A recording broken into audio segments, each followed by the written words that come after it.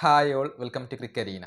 ഇന്ത്യയും ന്യൂസിലാൻഡും തമ്മിലുള്ള ആദ്യ ഏകദിന മത്സരം അതിൻ്റെ അവസാന ഘട്ടത്തിൽ എത്തിക്കഴിഞ്ഞിട്ടുണ്ട്. ഇന്ത്യ വിജയത്തിൻ്റെ തൊട്ടരികിലാണ്. ഏറ്റവും സങ്കടപ്പെടുത്തുന്ന കാര്യം എന്തെന്നാൽ വിരാട് കോഹ്ലിക്ക് അർഹിച്ച സെഞ്ചുറി നഷ്ടമായി എന്നുള്ളതാണ്. 93 റൺസിനാണ് അദ്ദേഹം പുറത്തായത്. ഇന്ത്യയെ വിജയത്തിൻ്റെ തൊട്ടരികിലേക്ക് എത്തിച്ചതിന് ശേഷമാണ് കോഹ്ലി മടങ്ങിയത്. 91 പന്തുകളിൽ നിന്നാണ് 93 റൺസ് ഇപ്പോൾ കോഹ്ലി സ്വന്തമാക്കിയിട്ടുള്ളത്. 8 ഫോറുകളും ഒരു സിക്സും നേടാൻ അദ്ദേഹത്തിന് കഴിഞ്ഞു എന്നുള്ളതാണ്. നിലവിൽ ഇന്ത്യ 3 വിക്കറ്റ് നഷ്ടത്തിൽ 239 റൺസാണ് നേടിയിട്ടുള്ളത്. 61 പന്തുകളിൽ നിന്ന് 62 റൺസ് നേടിക്കഴിഞ്ഞാൽ ഇന്ത്യക്ക് വിജയം നേടാൻ സാധിക്കും എന്നുള്ളതാണ്. ശ്രേയസ് അയ്യരും രവീന്ദ്ര ജഡേജയുമാണ് നിലവിൽ ക്രീസിലുള്ളത്. രോഹിത് ശർമ്മ 26 റൺസ് എടുത്ത് പുറത്തായിരുന്നു. ഗില്ല് 56 റൺസ് എടുത്തുകൊണ്ട് പുറത്തായി. പിന്നീടാണ് വിരാട് കോഹ്ലി മടങ്ങിയത്. 93 റൺസാണ് അദ്ദേഹം സ്വന്തമാക്കിയിട്ടുള്ളത്.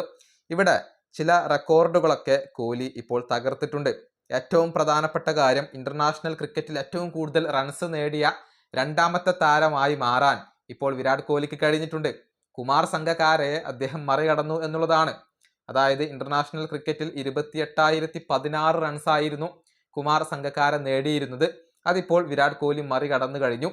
ഇനിയിപ്പോൾ സച്ചിൻ ടെണ്ടുൽക്കർ മാത്രമാണ് കോഹ്ലിയുടെ മുന്നിലുള്ളത്.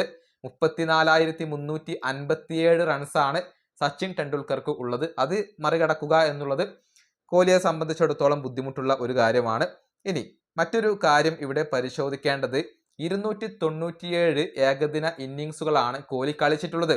അതിൽ നിന്ന് 77 അർദ്ധ സെഞ്ചുറികളും 53 സെഞ്ചുറികളും സ്വന്തമാക്കാൻ വിരാട് കോഹ്ലിക്ക് കഴിഞ്ഞിട്ടുണ്ട്. അങ്ങനെ അത്ഭുതകരമായ കണക്കുകൾ ഇപ്പോൾ ഏകദിന ക്രിക്കറ്റിൽ അവകാശപ്പെടാൻ വിരാട് കോഹ്ലിക്ക് സാധിക്കുന്നു എന്നുള്ളതാണ്. പക്ഷെ അർഹിച്ച ഒരു സെഞ്ചുറിയാണ് ഇന്ന് അദ്ദേഹത്തിന് നഷ്ടമായത്. ഈ വീഡിയോ അവസാനിപ്പിക്കുന്നു. അടുത്തൊരു വീഡിയോ കാണാം.